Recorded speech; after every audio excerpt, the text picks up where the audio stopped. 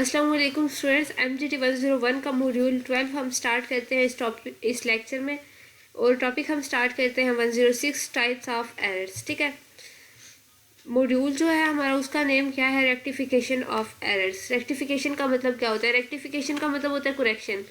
मतलब एरर्स जो है हम उसकी क्या करेंगे? करेक्शन। एरर्स की करेक्शन को हम कहते हैं कि रेक्टिफिकेशन है। ठीक है, अब हमारे पास टाइप्स ऑफ एरर्स कितनी हैं? हमारे पास दो टाइप्स के एरर्स होते हैं।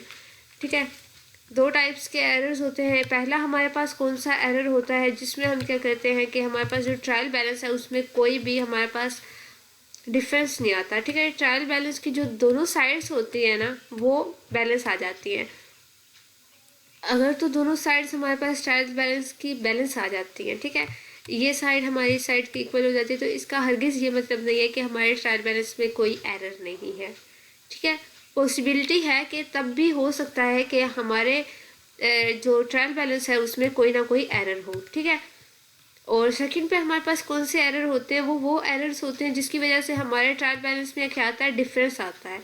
मतलब ये वाली साइड कभी बढ़ जाती है, कभी हमारी क्रेडिट साइड बढ़ जाती है। ठीक है, तो जब भी डिफरेंस आएगा हमारे पास तो भी एरर आएगा, और अगर डिफरेंस नहीं आएगा तो पॉसिबिलिटी है। ठीक है, ज़रूरी नहीं है कि एरर हो, लेकिन पॉसिबिलिटी है कि फिर भी एरर हो सकता है।